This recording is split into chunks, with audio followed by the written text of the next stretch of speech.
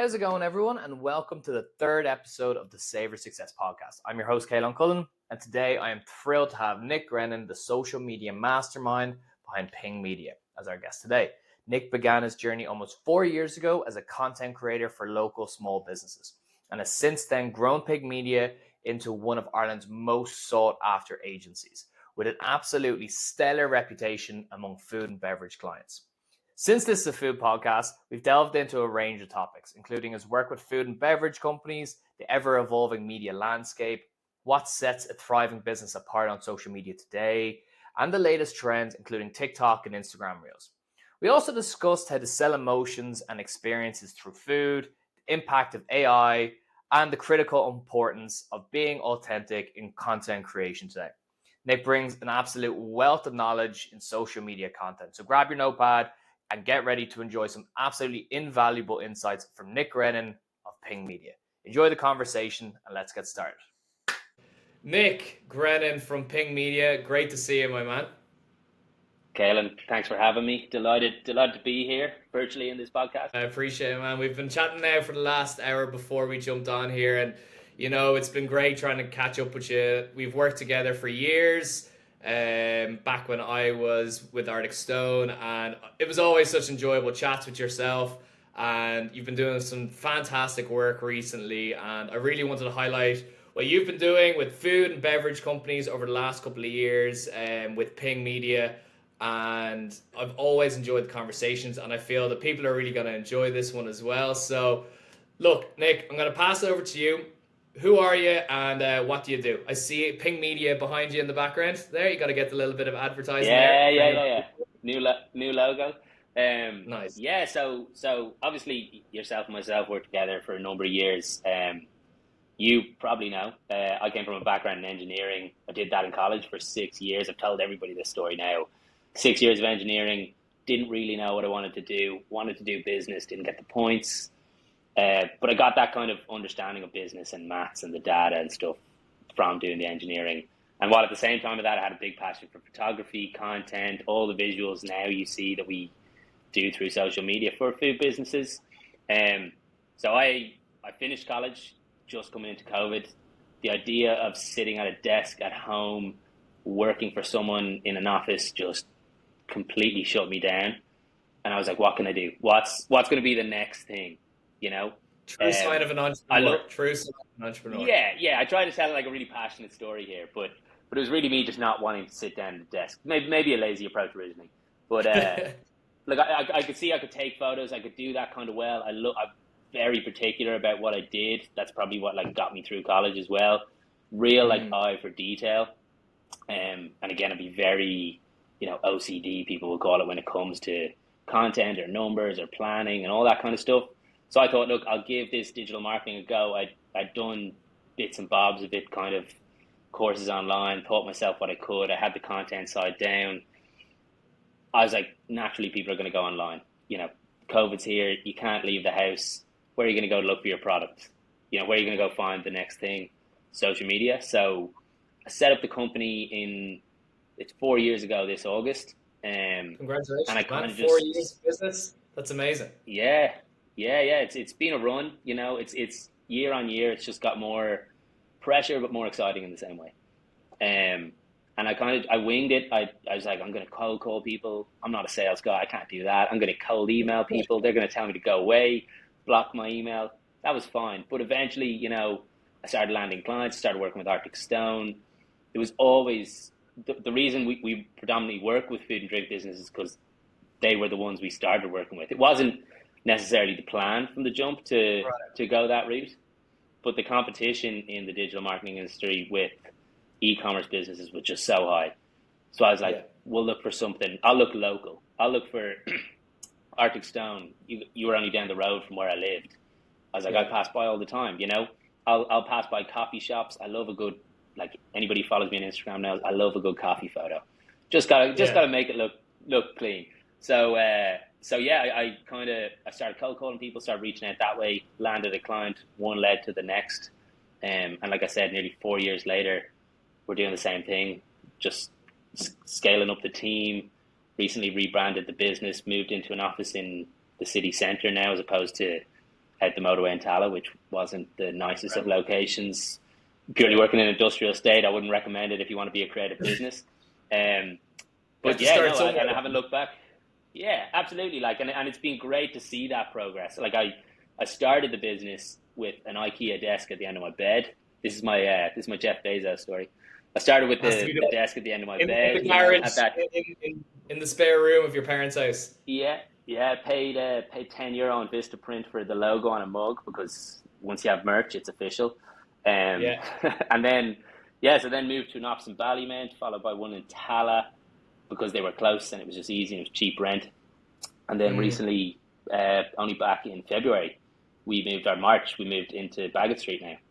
So now there's room for the team in here. We can bring clients in, show them, hold meetings in town. It's a very central location as well for communication and networking as well, because that's obviously been a huge part of business.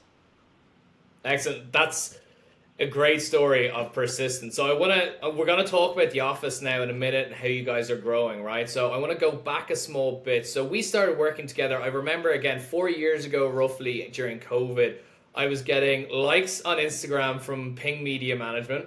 I was getting comments on posts, and I was getting DMs to the Arctic Stone page at the time.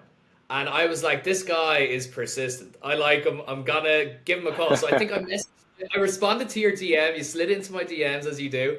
And you left your number, and I gave you a call. And I remember exactly where I was the first time I spoke to you. I had been struggling with creating imagery and branding around Arctic Stone, about where I wanted to go with the business, right? The business was doing well, but the imagery was always lacking. It was me on my phone taking a quick picture every so often and attempting my hand at Reels. And this is when Reels was just kind of taking off as well.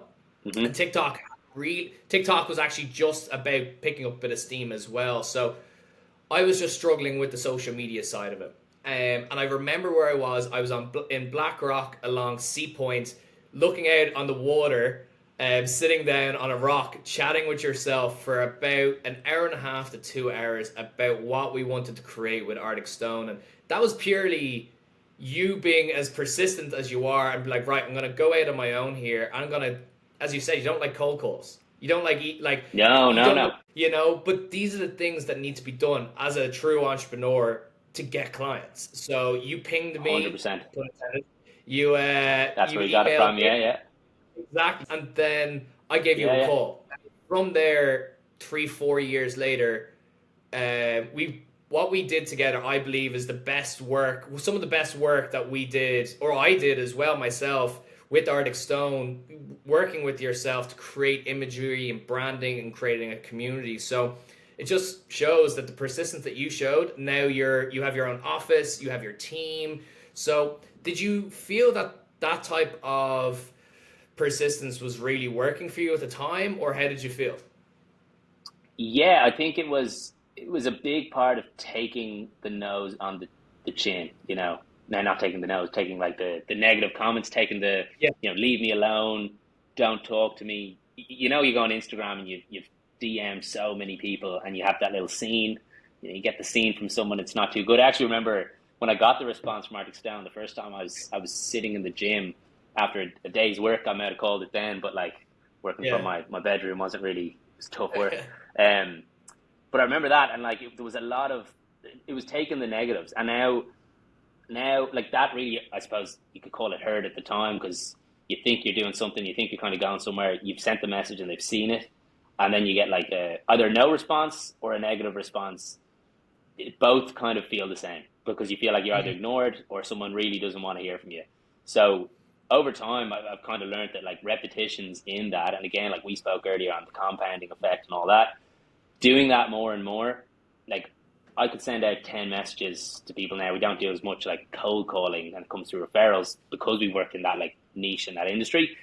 But I could send out 10 messages and I might get 9 no's. But you do it for that one yes. You don't do it for 10 yeses. And I think learning that really, like in the early days, taking that approach really taught me early on to take the no's and just keep moving. It just takes one, right? It just takes one. Absolutely. And that's how I said about, like, for food and beverage companies, anyone with a CPG product, you'll be turned down by 10 supermarkets, but you'll get one yes from like a Centra or a Spar, or anyone that's going to give you a chance will eventually happen if you are persistent. Absolutely. And then eventually, like, the people that said no see that that one person said yes, and Yeah. then that acts as a case study, and suddenly they come back. But you'll never hold the grudge because business is business. You keep the They door might have open, right? said no, and absolutely, they might have said no in not the nicest way, but it's still work going forward. So they saw, and I can speak to, I've got more customers over the years because of Arctic Stone, because people Yeah. recognized your brand, what you had built, and then what we continue to build. So it kind of works well because obviously we plug in to work with food businesses to help them grow because that is the business, but it also benefits ourselves because as they grow, we like to grow with. And I remember when you first started, you weren't food and drink oriented. That wasn't really when you started the business. It wasn't necessarily Yeah, where you wanted to go with it. But when we sat down together, I called you, you came down, we did pictures, we did a bit of interviewing, we ran around the Dublin, I don't know if you remember, to did everything. stores. Yeah, yeah. Oh, I remember. Yeah, yeah. Photos in Still one front of of my gun stores, front of favorite Barnhill. days. Absolute nonsense from the pair of us, just trying to create great content, and it was such a great day. It's one of my core memories, right, at Arctic Stone, especially with yourself as well. But Yeah, yeah. as Flips there, on like, Sandymount Beach. yeah, the flips on the Sandy Mountain Beach, yeah, getting an ocean to do a Yeah, yeah. cartwheel. That was, yeah, that was a mad day. But so I knew that you had the talent when it comes to food and beverage space that some other people weren't doing, other people weren't focusing on. You've now got handfuls of clients now that are purely food and drink. How has your match been ignited in this industry? I think over time, as you get the experience with the clients, and again, I'll speak to Arctic Stone, like as you've had Dave from Pinecone on, who we work with as well.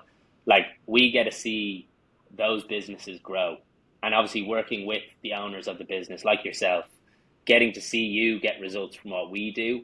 I think that's ignited me to work with other businesses in the same industry, and like it's not necessarily now no one solution fits all, but Yeah. seeing that like what we were able to do with the social and the digital and the brand and the content for a food business that got them more sales, grew their brand, grew a community, made them more visually appealing, that kind of got me excited to see, to go and look for the brands that maybe weren't doing it so well, lacked Yeah. time, lacked a team to do that thing, and just lacked the skills because like I don't have skills in other areas. Like I'm not a salesperson.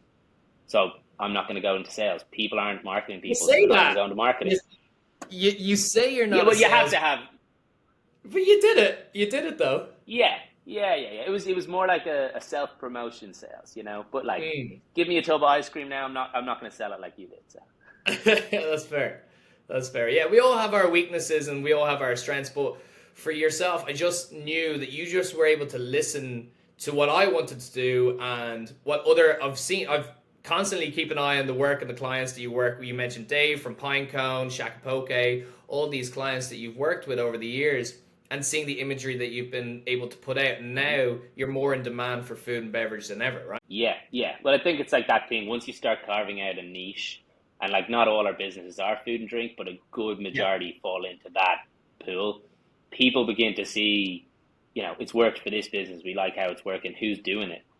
And then eventually we get the connection that way, and then we're able to go and help another business, and just kind of help develop something different. And there is certain premises that obviously work across the board, but everybody has to be unique, and you kind of got to have that external look. And maybe also coming into businesses like we do now, being an external source, not just being the founder or the staff who work there who see it day to day, coming in as a fresh set of eyes. As in a lot of things, it worked in my business as well. It brought a fresh set of eyes in. Okay, so all food and beverage businesses are so different, right? From a drinks company to an ice cream to cookies to coffee, right? Everyone is kind of different. Is there anything specifically that food and beverage companies are looking for you to create? Because you look at some businesses and they're just putting up pictures. They're not necessarily creating content.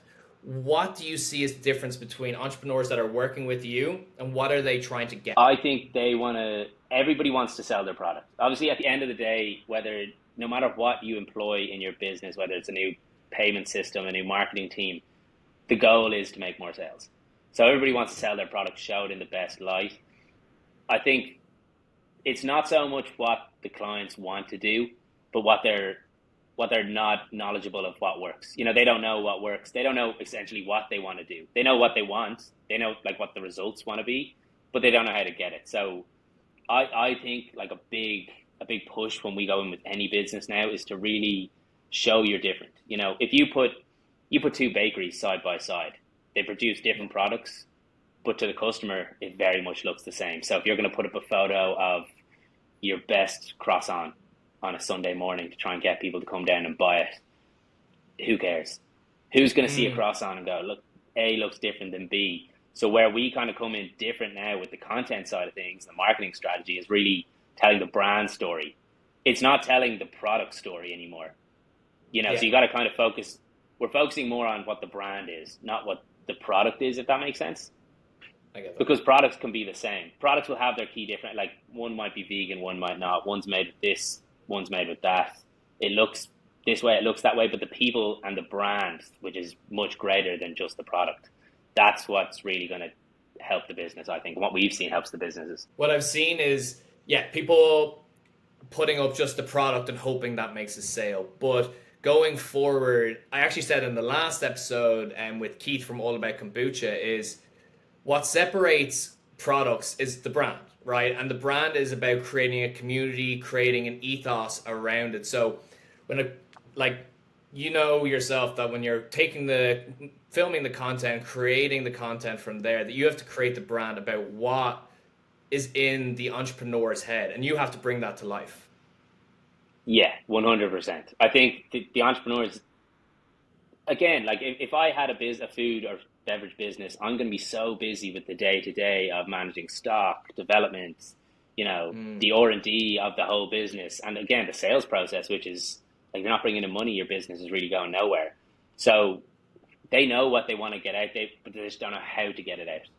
And they don't have the means to get out, and they need someone to kind of direct that. And then it's well and good, like you can pick up a phone and record it, but how you put that out, that's how people are going to perceive your brand. So if you take a quick photo on your phone and you're doing something in the kitchen and it seems amazing to you, it might look very unclean to a lot of people. And like the competition now when it comes to like social media, every food and business brand has bigger and bigger social media expectations.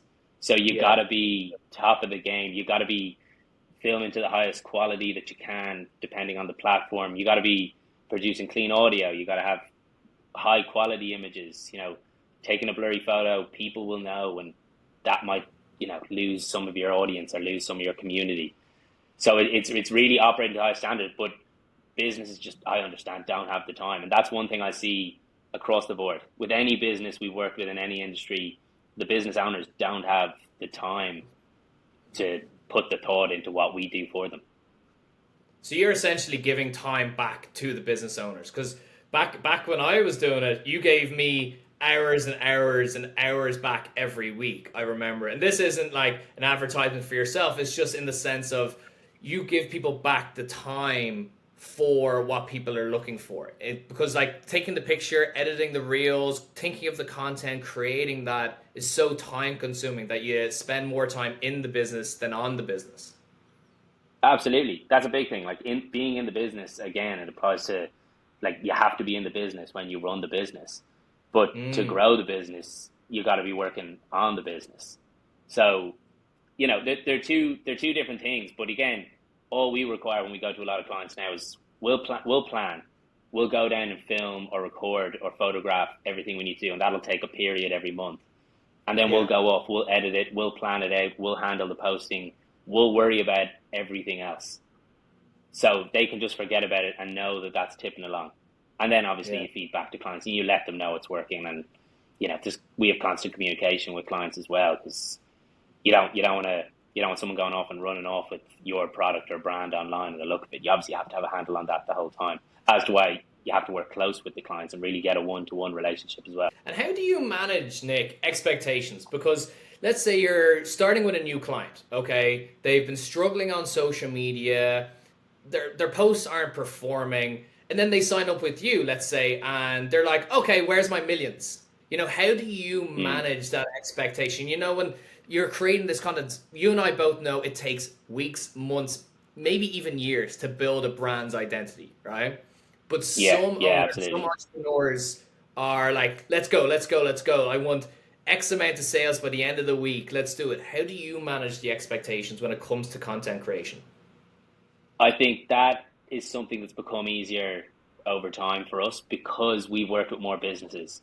So I Mm, can go back and I can pull results and I can pull case studies from clients we've worked with and how they've progressed. And there's a few there. So it all works. So when you show that to something like someone now, they'll see that and yeah. they'll go, okay, that makes sense. But at the beginning, that was probably one of the biggest struggles. You go to a food business and you're like, we're going to manage your social, we're going to do this. And they're like, okay, what's it going to get us? And it's like, we're going to aim to do X, Y, and Z, And they're like, can we do it tomorrow? No, we can't do it tomorrow. And they're like, oh, well. And then they're also asking, like, at the beginning of the business, we'd worked with like a small type of food business. So we hadn't worked with a broad range of food. So there's no comparison. So, you might have worked with yourself, which is an ice cream business. Then you go to work Mm. with a coffee business. And they're like, well, we're a different business. So at that point, it's really, I suppose, educating the client on the social media. Like I want every business we work with to understand the process. They don't have to operate the process, it doesn't have to take their time. Yeah. But if they understand Rome wasn't built in a day, everybody knows that. Great things take time. And to build a Yeah. brand, again, like I always go back to the not just the marketing, I go back to the brand for everybody. If you want to build a big brand, it's gonna take time. A new brand's not gonna come there's not gonna be a new food product tomorrow morning in the shop and everybody's going to buy it because they saw it in the shop. It's overnight, and that takes a lot of background work and takes a lot of marketing. But it's a lot of educating people on what we Danny do. Myers, if you know him from Shake Shack, Union Square Yeah, Cafe, huge restaurateur across America, right? Probably my idol, one of the most famous restaurateurs. Okay, he preached that what you just said. It's about it takes time. Everything takes time in the sense of, especially when it comes to food, because people have to trust it. It has to have that nostalgic effect or an emotional response. Food has that yeah, emotional response. It's not like tech in the sense, it's not like other products or services. Food has that nostalgic and emotional response in people, which takes time to build. And you're creating a community, you're creating the brand, and you're trying to help entrepreneurs who have fast fingers. They want to go, go, go a lot of the time. But you were like, no, you have to be patient when it comes to content because this could take a lot longer than you anticipate sometimes.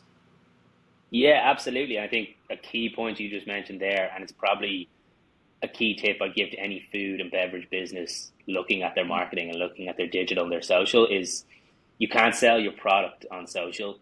You have to sell an experience or you sell Yeah, emotions. that's huge. Again, like Huge. a really relevant one because we're editing content for it at the moment for a bakery. Like we won't just shoot videos of their pastries or we won't just shoot photos, but we'll like shoot videos of people eating their pastries or having a good time where it almost seems like their product is secondary in the marketing mix and in the content, but the emotions on people's face and using people to really sell how people will feel when they get your food or your drink. Mm. That's what will convert people from just being a viewer to, a purchaser. And that's a big difference. That's probably like one of the biggest tips I'd give to food and drink businesses is really focus on selling the emotion, not just your product. It's so true. And Coca Cola is probably the most famous one for that. You always look at the pictures. Alcohol brands are really good at this. That it's not the alcohol they're selling, it's the experience. It's the pints in the pub with your friends. It's the shots at the bar table. It's chatting with the bartender over the drinks. It's Coca Cola does the same thing. It's all about McDonald's as well. The Happy Meal Red wasn't a Bull. product. It's the experience. Red Bull. Yeah, that's Red Bull is Yeah, actually yeah. probably the best.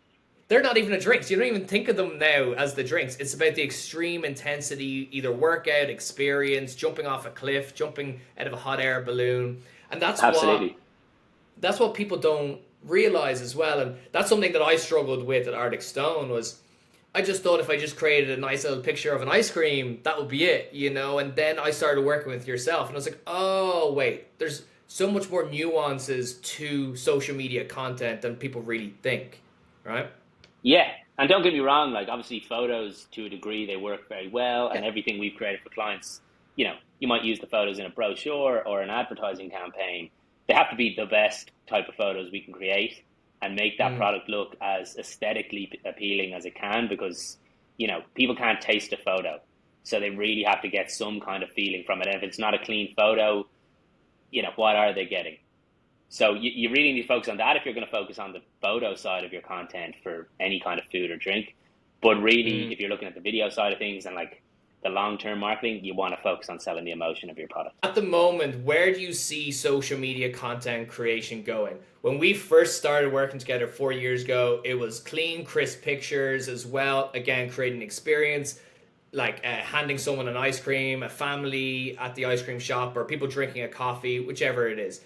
Where do you see content creation going forward? Because it's going to change now, obviously, with AI and other features and more platforms. What's your take on it? For food and beverage, I obviously. Yeah, for food, but I still think it depends on the platform. If you're going to look at TikTok, it's more rough, ready, fun. Don't get super high end quality with it, because people are there to consume 10 seconds of your content, and you can swipe videos for days on end. If you Yeah. look at the Instagram or Meta side of things, I think that's where it still matters to be quite clean and polished, because particularly Instagram, I'm always now like hugely talking to clients that like your Instagram feed is a digital brochure of your business, Yeah, so it fair has to point. look clean. Yeah, so that has to look clean, because like I went to a restaurant the other day when I was away, and the first place I went to find out about the restaurant was their Instagram. And I saw their Instagram and I was like, that's where I'm going. I went to their website after, and it was in a different language, so I couldn't understand it, so that was fine. But I saw the photos when I went into their Instagram, and I was like, wow, like that's where I need to go. So like Mm. that's a big point. So in terms of content moving forward, I think your Instagram, Facebook, they all have to be clean, aesthetic, treat them like a brochure and put out the best you can. But TikTok, probably have fun with it. Obviously, it has to be video. It's harder to create in bulk for the future, because trends change so often. Friends. Things happen in the business. A lot of clients we work with now have someone in house that might be able to create TikToks on a daily basis, and will edit them. But it's a younger demographic as well you're dealing with. So it depends on, from a food and drink perspective, where your demographic falls is where you'll work. Like majority of people will fall onto Instagram. You won't get the likes of, if you're looking at an alcohol business, you won't get a lot of them on TikTok. Mm. That's just not the audience that's there. But again, it's not to say don't write that off for the business. We've actually only started today running a TikTok account for an alcohol business, and Okay. it'll be interesting just to see Because how that goes. you hadn't been doing TikTok stuff before, right? You had created the content which people could overlay onto TikTok if needs be, but you're getting into that now because you see the market for food and beverage companies to start going into it. Yeah, I see the place for them to go into it, but also I think as a business ourselves who work in the marketing industry, we have to be staying on top of what's relevant. We have to be working with our clients, progressing our clients onto the new platforms, because Mm. someone else will if we don't. And we can't like eventually we'll become a dinosaur if we just stay doing the same thing. So it's innovation, like innovating the ways we use our content, the content we create, the platforms we put that out on, keeping in the social media knowledge space to know what's kind of happening. So like you said, we never, like originally I didn't want to do TikTok, and the main reason for not wanting to do TikTok and pulling away was it's a huge amount of video content. It's Yeah, it's only exactly. video content. So video content, as you know yourself, because we did a lot of it, Mm. takes a long time to film, takes a long time to plan. There's plenty of times you've got to record a video and you might get 10 takes before you get the right one. Then you go to edit it. TikTok with the trends as well. Trends are more popular on TikTok than anything else. So every day you could be having to film something new. So you kind of have to, in ways, become full time into seeing what's actually popular on TikTok. You can't just throw up one and then a month later throw something else up. You Yeah, constantly, to make it actually work and to grow your channel and grow your business on TikTok, you have to constantly be going after it. absolutely. And any successful brand on any social media platform has to be consistent. Like consistency is the key. Social media is just like any machine. I say to everybody, the cogs just begin to turn the minute you start to put up that content, and it continues to roll. So it's more difficult to turn those cogs daily on TikTok, because you have Mm. to be creating video content, which takes a lot more time. and it has to fit with the trend and fit with the day-to-day movements. Whereas Instagram is a different beast in itself, that you can put out photo, you can put out video, you don't have to plan with the trends as much, so you can forward plan a lot more. But you have to remain consistent. So once you start, you can't stop. You can't go once a month and expect your business to blow up one day a month. You made a great point earlier about the digital brochure.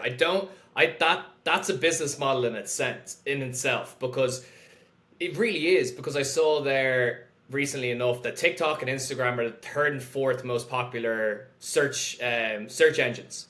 So Yeah, especially for the younger generations, you go on. We used to do like ice cream near me or coffee near me, but now people go, what is working with this trend on TikTok or on Instagram now? So to have a clean, crisp digital presence and also be active is so important for people, for new customers, because old customers are there, they want to stay engaged for sure, and you're building that brand with them. But how do you get your new customers? And that's staying updated with the trends, both on TikTok and creating content there, and then on Instagram having a clean, crisp, well laid out. I remember when we were doing it, we'd have reels all in the same line, pictures all in the same line, and yeah. your attention to detail. I'm not an attention to detail person, but you were my like shining light and guiding light for attention to detail. I just throw it up, Nick, and you were like, no, Kaylon, take your time, be patient with it, and then be precise with how you execute it as well. Yeah, I think that comes back to probably my beginning of like the engineering side and Yeah. the particularities around things and that fussiness that I have. I think that's what's helped me be successful with the business, because I just go in where a lot of people, like, if you don't have the time, you're not going to care about it too much. Like, people Mhm. pay our business to have that time for them. Yeah. So yeah, I'll go in. I'm very particular about like how we plan out for people and why we plan out strategies for people and plan weeks ahead, is so we can get a look for like what it's going to look like. What that brochure is going to look like going forward. So when you log on to, and like, nothing makes me sadder than to check on someone's Instagram account and they've posted something out of line, and it happens. But Yeah. it's just to create something that's really aesthetic, really pleasing. Because like you mentioned, like TikTok and Instagram are becoming bigger search engines. They're slowly like moving in on what Google is. So if people go and find your website, everybody has a really polished website. You really work on that. You make it look its best. Why not do the same with your social media? And it makes, I like when you just said there that it makes you upset that you see some companies will post one picture a month and that's enough. I just some vague picture of like a pastry or something like that, and you're just like, oh, is this place still going? I'm not really sure. The bio isn't right. It says like open on a Thursday, but it's open every day, and it's just not Yeah, consistent, and it's just not creating the landing that people want. They're like, oh, I'll just go on to their competitors from there. So you need to stay up to date with it, and that's what you've been trying to drive, and you did it with me, which is great. Back in the yeah, day, I was posting probably every 3 weeks, whenever I felt like it, but you kind of kicked my ass and like, no, Kellen, you need to be more consistent. And we started getting great results from it. So and that was 4 years ago. It's gotten even more precise, yeah. more fine tuned now, right? Yeah, like consistency though, again, like I said, is probably the key thing, because consistency leads to results. And like if you don't remain consistent after 3 months, you're not going to have results. But if you like we said originally, things don't happen overnight, but they take consistency over weeks or months, whatever it may be, to get the results. But you Mm. can't expect to go and do something on Monday, do something next Monday, and do something the following Friday and see results. That's not consistent at all in the social media world. It might be consistent for you because of but you kind of have to fit yourself to the form of social media rules nowadays. And it's Mm. a competition again, because more and more like businesses are falling into social media being a huge part of their marketing, more than they might Yeah. have, 10 years ago, obviously, because TikTok wasn't around years ago. Now it is. If you're not on it, you're falling off. So Mm. it's keeping on top of those trends and realizing that like if everybody else is doing it, it is a competition. You got to be bringing your best to the table to succeed and get your customer base online, because there's a flood of content out there as well. It's not food and drink, obviously we're talking about here, but like there's content of influencers and people posting their pictures on holidays. There's all that kind of stuff. You got to break through all that noise and get to the front of eyes. So before when we started working together, AI wasn't a thing. Okay. Yeah, Now AI generated images, there's AI generated social media. We see it now the whole time. And now I think I saw there 2 days ago or so that Meta you have to say made with AI before you Yeah. post something, right? To show that it has been digitally created. What is your take on where social media is going? So you see a lot of brands creating AI content, right? And maybe because they don't want to think about a brand strategy. They're just going to create something on an AI generator, throw it up, job done, right? Yeah. What's your take on where content is going to go with AI? I think it's going to help in the content. I don't think it's ever going to take over the man behind the camera Mm, because there's no authenticity about that. And good content is authentic content. But from a planning perspective, it's definitely going to speed up the process. From the ideation of, people sit there for hours, and we do it all the time yeah. here in the office, is sit there for hours planning out, like, what are we going to film? What are we going to photograph? Like, what is the content we want to cover? But now you can go on the likes of ChatGPT. It can read the website. You can give it rough ideas. Now, I'm not saying ChatGPT is the new employee who creates the content ideas, but it speeds up the other person's job, and now they have time to do other things. So I don't think it'll replace content creation, but it'll make the process, because it's a very long process, a lot easier. As with the copy, you can write copy now. It's very relevant, like very obvious if you go onto social media nowadays who's using ChatGPT for their copy, because it's very Especially descriptive, LinkedIn, right? LinkedIn is particularly on LinkedIn. yeah, Yeah, drives you mad why people would, because you're trying to bring out your authentic self, yeah. and you can't be your authentic self through like ChatGPT. Yes, it's a great tool, but it's not supposed to replace you. No, and that's exactly it. I think it's a tool. It should be used, and if you know how to use it, it'll help. It'll speed up your processes. It'll make your life easier. But it can't replace someone. It can't take a whole job. Mm-hmm. If you sat there for 5 minutes trying to write copy for a post before, you might sit there for 2 minutes now. But you Mm-hmm. still have to sit there.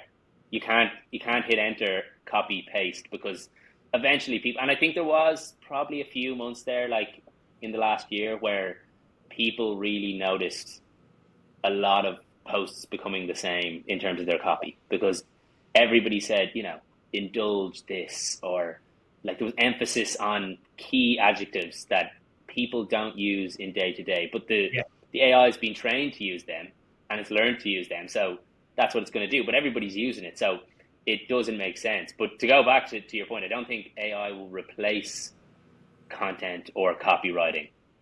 But if you utilize them now and you learn and educate yourself and educate people on them, it'll just make the jobs a lot quicker, which opens availability. Like someone who could write copy for, 20 clients can now write copy for 40 clients, and it's not to say that like their workload's any different.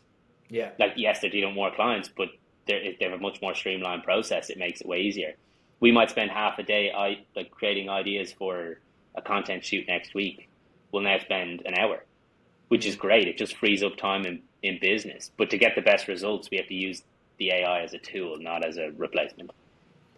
For sure. And here's the way I've been seeing it, and the way I think in the next year, 2 years is going to unfold in a sense is that a lot of companies are just going to flood the market with AI generated images, text, copyrights, all this type of stuff. So it actually leaves more room for the likes of yourself to step Yeah, in and create authentic, actual man behind the camera stuff that people want, stuff that's just not auto generated.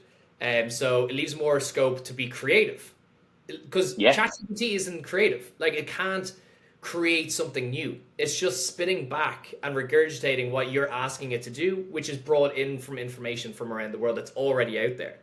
So to be more 100%. creative when it comes to food and beverage, you have to now separate yourself from everyone doing that and just double down on creativity. Double down on what brand you want to create, and that's why the likes of yourself is going to be so important to help really personify the brand of what companies are trying to go for. Yeah, I think people will assume they can be creative with their brand because they use an AI. Yeah, But yeah, eventually it's going to become, just like what I mentioned with the copy thing, it's going to become very obvious to the public very quick. And I think in today's world, with the flood of content and social media and the way news travels online, people, like audiences, will notice a lot quicker than brands think they will. Yeah. People are very receptive to it. Like it's very common knowledge, AI is, you know. Well, even if you're questioning it, like let's say you see a post on LinkedIn and you're like, was that made with AI? I'm not 100% sure. Even if you leave a barrier to question, you failed in what you're trying to be creative at. Because Yeah, if someone is questioning your authenticity, then you're lost. Like then you're not authentic, you know? 100%. And again, like authenticity is the key to growing a unique brand. And if you don't want to be a unique brand, I don't know why you want to be a brand in the first place, because you want to build something different. You know, as you want to do with Arctic Stone, like Mhm. as any business does in the food industry, you don't want to copy the person beside you necessarily. You need to be unique if you want like a USP of your product to sell to people. Why would people buy you over the competition? But if you lose that authenticity, you know, you just fall into a pool of very genericness. Mm, for sure, for sure. Like, look, we could speak for hours about AI and digital marketing, which we have done, you know. Yeah, yeah, yeah. We can do and we have done for years, you know. But I want to ask you a couple of quick fire questions here, Nick. So, Go for it.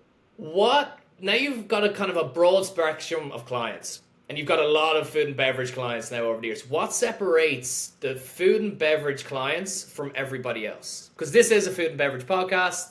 What is the difference that you see between them? If I was to rate it to a content perspective and not just the Mm. brand as a whole, I Yeah. think it is the business owners getting involved with their marketing, getting, you know, breaking that barrier of like getting in front of the camera, talking about your business, like authenticity being the key there. And I could him and haw about that all day, but like Yeah. the difference with the successful brands and the unsuccessful brands, and maybe the food and drink industry as well, because you're trying to sell a product that people can't taste through an image or through a video. Someone getting on the camera, talking about why you're different, talking how great your product is, selling the emotions of your product. You know, like you can sell a hotel room pretty easily through video and photo, because I Yeah. can show you what it looks like. I know that looks lovely. No one needs to tell me how comfortable the room is to stay in. That doesn't matter. But if I want to buy a pastry, you know, from a place I've never seen, and there's bakeries open in Dublin all over the place at the moment, you need to let people know why they should buy your product. Why is yours different than the one I'm going to go and buy in Spar up the road, or like Dunn's down the road? Why is your product different? How does it taste different? What emotions is it going to invoke in me? How are you going to stand out from the crowd, essentially? And I think that, from a content perspective, is really what differentiates the good from the bad when it comes to food and drink and other businesses online. Mm. Yeah, for sure. You need to really separate yourself from everybody and create that uniqueness to it. We've talked about creating a unique brand and how important that is to building a company, especially in food and beverage, okay? A lot of people starting out, they're baking stuff in their mother's basement, they're creating drinks in their kitchen, right? They're starting off. So what's one piece of advice you will give to people? The budgets aren't there, right, to work with the likes of yourselves or even build out content creation. They're starting off from scratch in the market stalls. What's one piece of advice you would give them when they're starting off? Pick up the camera. Pick up the camera and just show your story. You know, your story is unique. No matter what it is, everybody's unique. Everybody has their own story. Show it from the beginning. I've obviously spoken about high quality content and stuff, but if you can't afford it, it doesn't matter. Like Mm. iPhones, Androids, they're all so advanced these days. Pick one up, talk to the camera, tell people what you're doing, show them the process. People love to support other people, Yeah. but a big trend across, you know, all industries. I've seen it separate to the food and drink. I've seen it in like larger tech industries now and startups. People are really kind of buying into the founder story. So if you're at home, you're creating your own food or beverage product, pick up the camera, tell people about it, because over time, you know, the business will grow. You'll get more revenue. You'll be able to upscale in terms of what content you create, the quality of that content, the production value, a marketing team, so on and so forth. But it's always interesting to go and look back at like where you started, Yeah. you know, and it costs nothing to pick up a phone and record yourself on an Instagram story or a TikTok or an Instagram reel. it costs nothing. Those accounts are all free. It costs So, nothing, but it is incredibly hard, right? For it's some, daunting, absolutely. like, but the whole point of what I believe you're saying is basically it's going to be incredibly hard, but it is free content for you to even get the ball rolling. There was a good analogy that Alex Hormozy did there recently, that if you have 500 views on a TikTok or a reel, think of Mm. yourself in an auditorium of 500 people, because that's the amount of people, separate accounts, that you just landed with.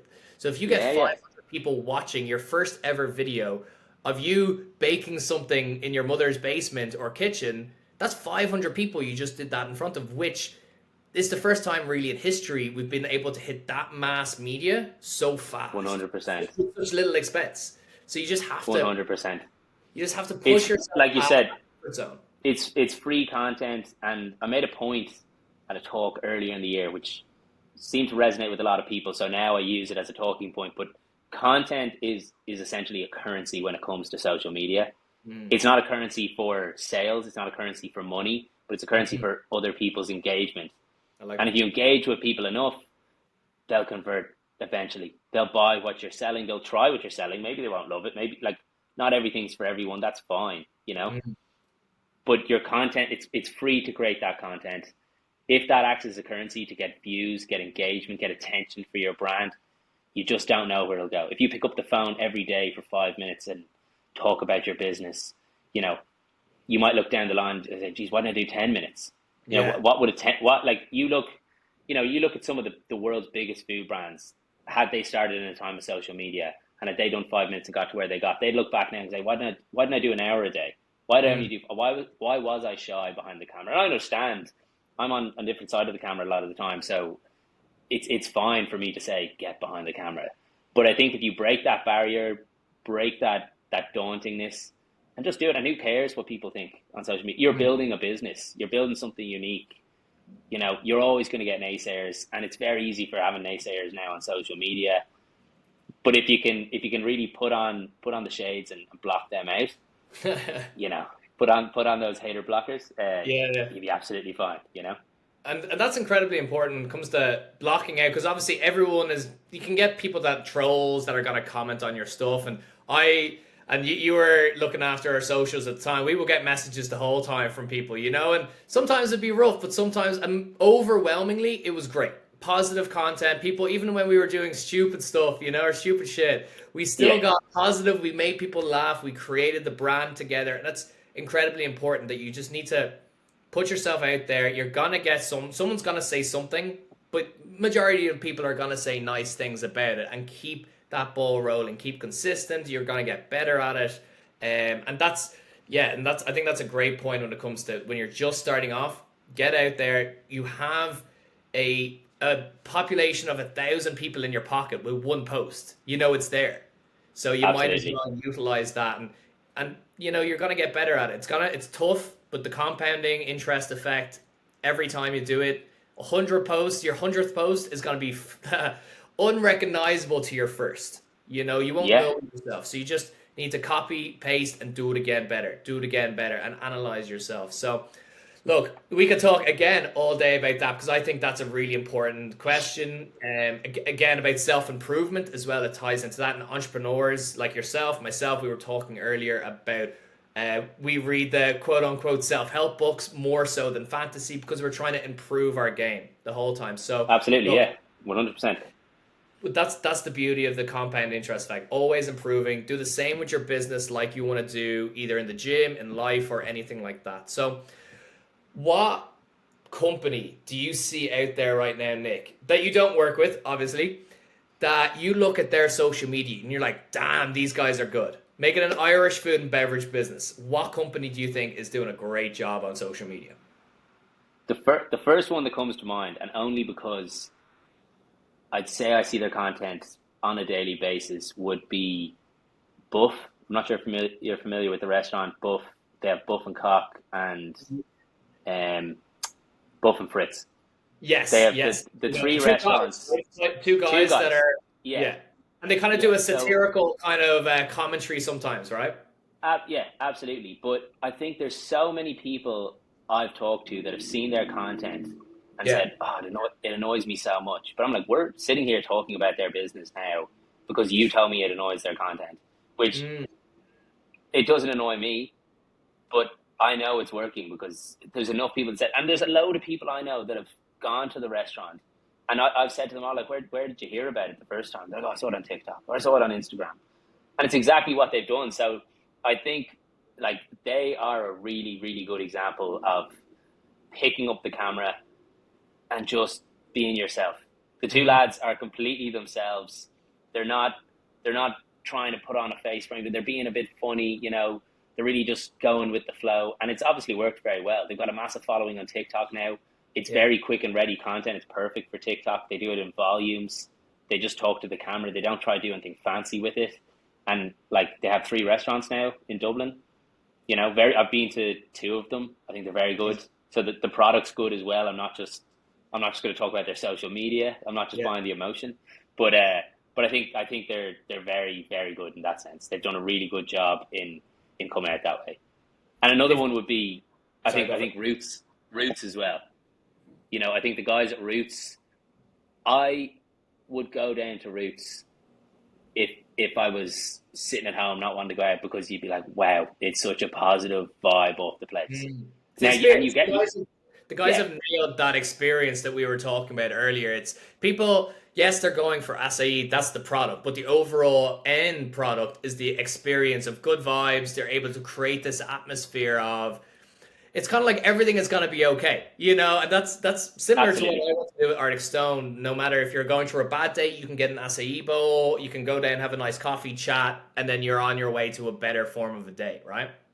Yeah, absolutely. They've sold the emotion perfectly through Mm, Roots. You know, and it's a tiny little like now I'm close to the one in Monkstown, so I've been down there. I know they have the one yeah, in town as yeah. well, but like they've done a really good job in just being like you did it as well though, like you said with Arctic Stone.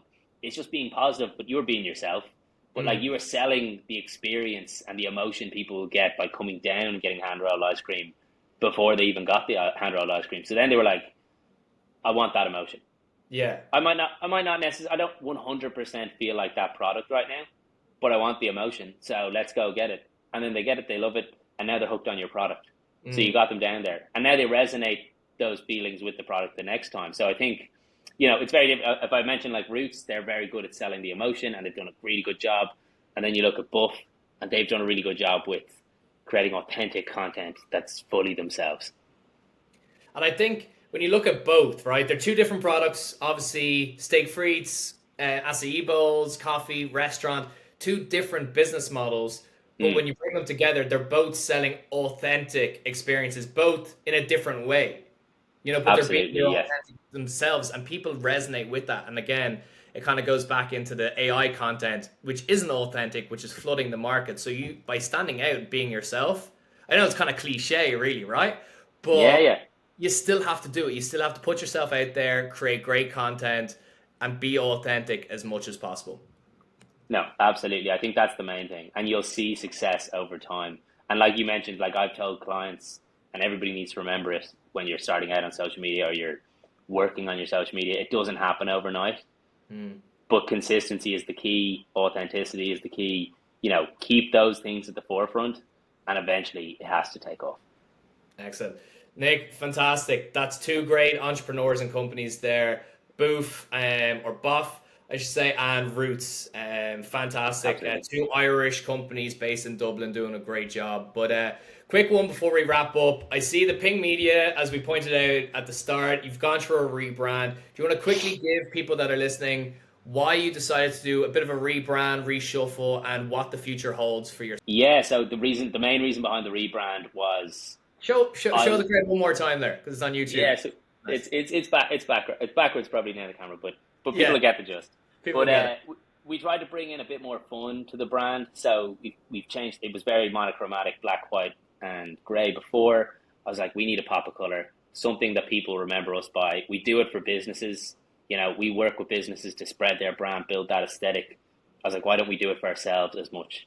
I want to help businesses build fun online brands, so I was like, why not do it ourselves? So we rebranded the business. We brought a pop of color in. We're trying to make it a bit more fun.